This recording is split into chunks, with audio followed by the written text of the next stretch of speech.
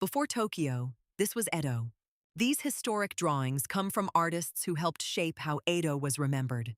We start with Utagawa Hiroshige, city streets at Nihonbashi, then tea house life in the city. For the festival scene, we turn to Toyohara Chikanobu, looking back at Edo customs with a later eye. Now we recover them into a realistic view with AI, keeping the buildings, clothing, and daily life as our guide. Now let us start our time travel. This is Nihonbashi, one of Edo's busiest bridges. At dawn, fish carriers and porters are already moving goods into the city. The bridge works like a city threshold. Officials, workers, food sellers, and travelers all pass through the same narrow space. Rain does not stop Edo. Porters keep walking, travelers lower their heads, and the bridge becomes part of the working day. At Tanabata, Edo's seasonal calendar becomes street life. Families, travelers, and vendors move beneath bamboo streamers and festival decorations. This road leads toward Yoshiwara, the licensed pleasure district. Famous, carefully controlled, and separate from ordinary streets, here, rank becomes visible. When a formal group crosses the bridge, everyone else adjusts their path and pace. Edo is not one simple scene.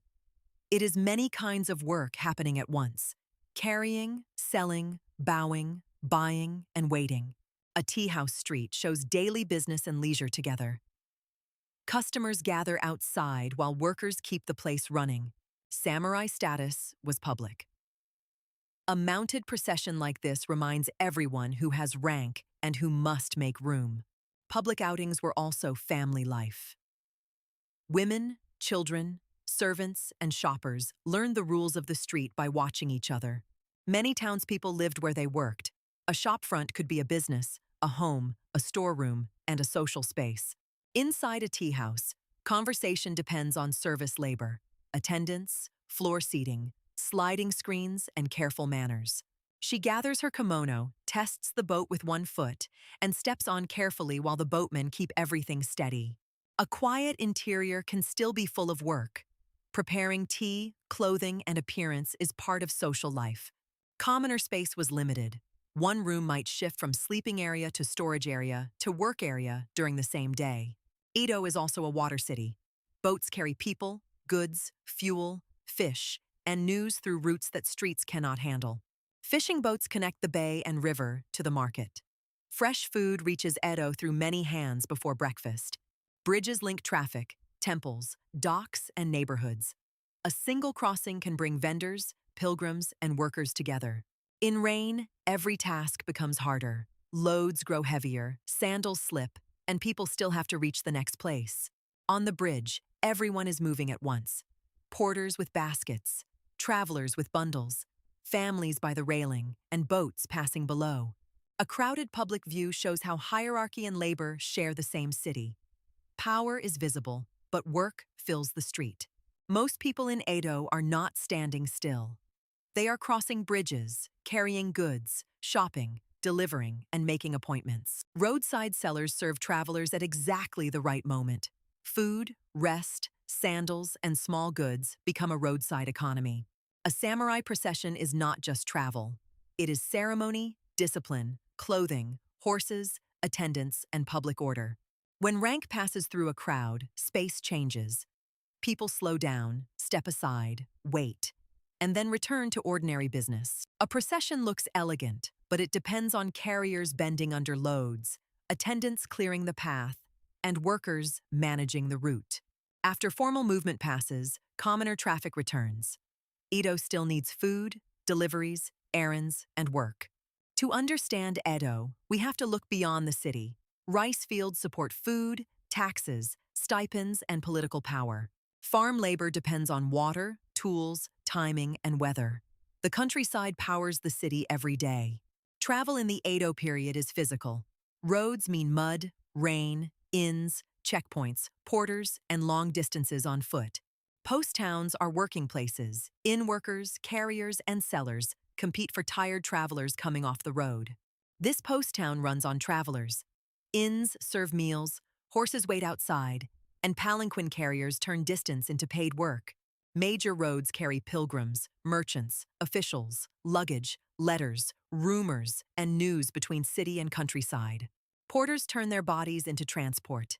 In bad weather, the road becomes slower, heavier, and more dangerous. Rice is more than food. It is tax, salary, measurement, and the base of the Tokugawa political economy. Here we see the practical center of a household: cooking, fuel, water, bowls, and people preparing the next meal. Food service is social work.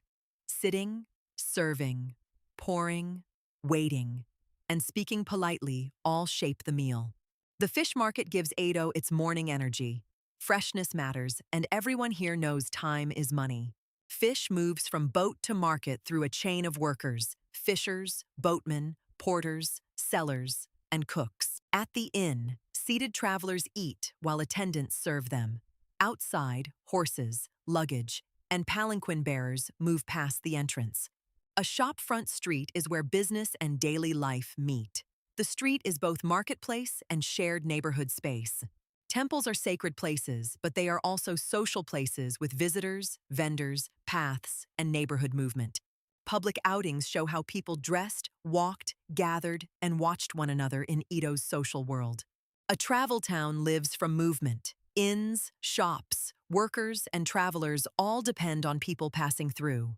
At a station town, transport is organized labor: porters, animals, shop signs, luggage, and scheduled movement. Inside the tea house, service is quiet but constant. Guests relax because attendants are working around them.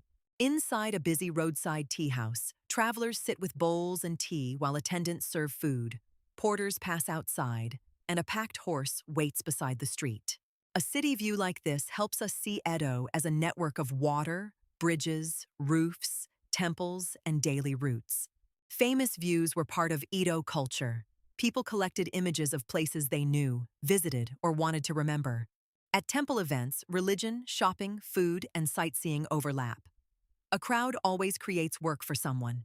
Outings were a way to see and be seen. Clothing, posture, family groups, and errands all mattered. Leisure depends on labor. Behind a relaxed tea house scene are attendants, cleaning, cooking, and careful service.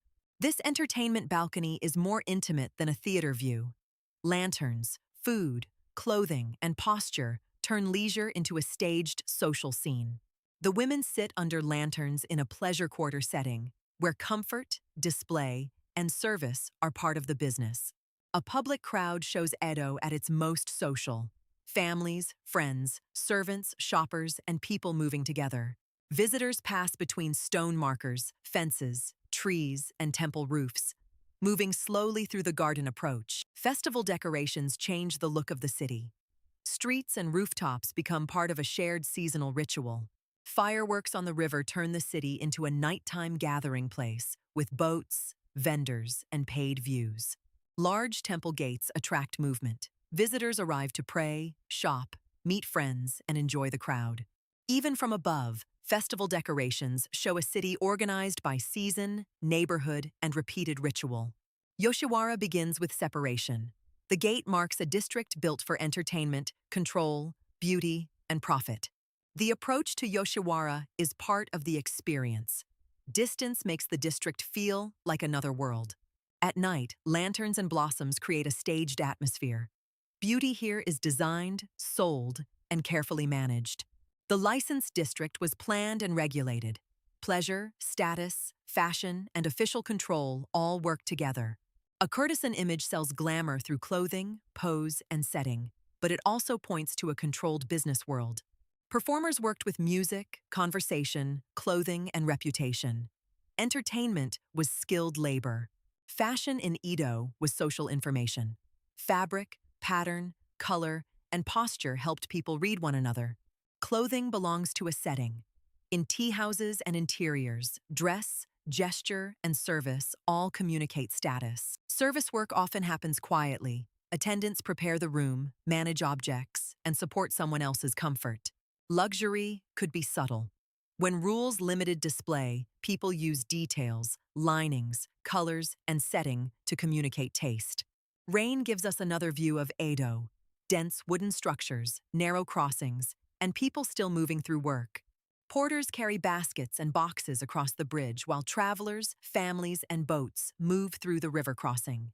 Rain pours across the bridge while travelers lower their heads, umbrellas tilt, and a boatman keeps moving on the water below.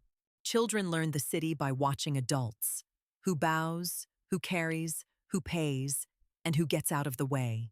Pleasure boats on the Sumida River show Edo leisure from the water, food, music, social display, paid views, and careful service.